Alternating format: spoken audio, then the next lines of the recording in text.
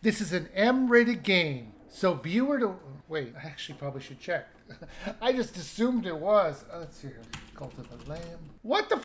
This is T-rated? This is all about sacrificing animals to a demonic god. I mean, I get they do it in a cutesy way, but come on. If this is T-rated, it's barely T-rated. So I would say some discretion is advised. Cult of the Lamb. I'm not really a fan of roguelike games, or any games that are like procedurally generated. It feels like the levels are always going to be less fun because someone didn't put the care into the dungeons. So it's going to be random and not as enjoyable. Playing this, I will say I did like the dungeons, as it wasn't a grind as some of the other games I played, but it was definitely the weakest part of the gameplay. This has you playing as a resurrected lamb who's been brought back to free a demonic god who the other gods have chained up. You have to find other people who will follow you and battle the other gods to free the demonic god that you're serving. This is a part roguelite and part base building game. The base building kind of plays out like Stardew Valley or any Harvest Moon game where you have to construct buildings, get wood, stone, refine materials, and get people to like you. So it's kind of like an evil version of that game.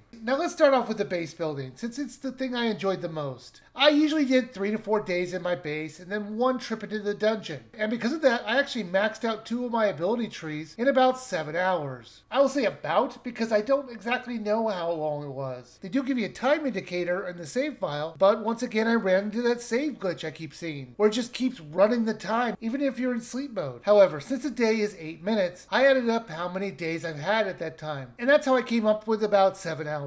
Now I was still working on the very large skill tree at the statue, but I was close to being done. Or at least I would have been if the game didn't have an update in the middle of me playing this and it added more to the skill trees that I had actually finished. In the skill trees there is a lot of options, and sometimes you're going to have to make a decision on what perk you want. The more you build your base, the more power that you're going to get to upgrade your skill trees, which will make your dungeon trips easier. Speaking of which, now there are a few procedurally generated dungeons that you're going to have to go through if you want to move through the story and get more followers and resources. They will randomly give you a weapon in the beginning, and it can be really bad if you get unlucky. Anytime I got a hammer or an axe, I was just groaning. And that was the one I got the most often in the 3rd dungeon. They might be more powerful, but they are so slow to swing. As you go through the dungeon, you might come across a person who will give you a card, which will give you a perk in fights. At one point, I actually turned on a permanent perk, which would give me 4 cards when entering a dungeon. And that was great, as I didn't have to go searching for them. And the perks would be all kinds of things, from being able to see the map, or just giving you weapon upgrades, or speed increases. You have to go through a dungeon 4 times to get the boss door to open. You can choose your own path on the map. If you don't like to fight, you actually could find a way to maneuver around having to do most of the fights in the dungeon, but you'd have to get pretty lucky to get that. Now there is an easy mode in this, and of course I turned that on. Even in the easy mode, prepare yourself to die, which is not the end, but the loss of some of your materials that you collected. Now, like I mentioned before, I was playing this and there was an update in the middle of me playing it, and it fixed one of the biggest issues I had with it, which was not knowing where the followers were, because sometimes there'd be a quest and I'd have to go find that person, and oftentimes I couldn't find them. But now they have a name over their heads, which was really useful. However, after the update happened, the game crashed on me once, and another time when I was in a dungeon, I killed everything in the room and the exit still wouldn't open, and I had to restart the game. But it saves often, so it wasn't that bad, but I was having a good run and it was just a little annoying. Overall, the game runs well on the Switch. There were some slowdowns when you enter your cult grounds, but it's only for a second or so, and then it goes back to running smoothly. Cult of the Lamb was enjoyable. If you like base building games, there's plenty for you to enjoy here. Same with roguelite dungeon sections, and I like the fun way that they handled the dark tones behind the whole plot. Now this is normally $24.99, and I do think that's a fair price for this. There's a lot to do in this game, and it has a lot of customization to make the game easier or harder for you. Plus this title's getting a bunch of free DLC, so I can easily recommend this game.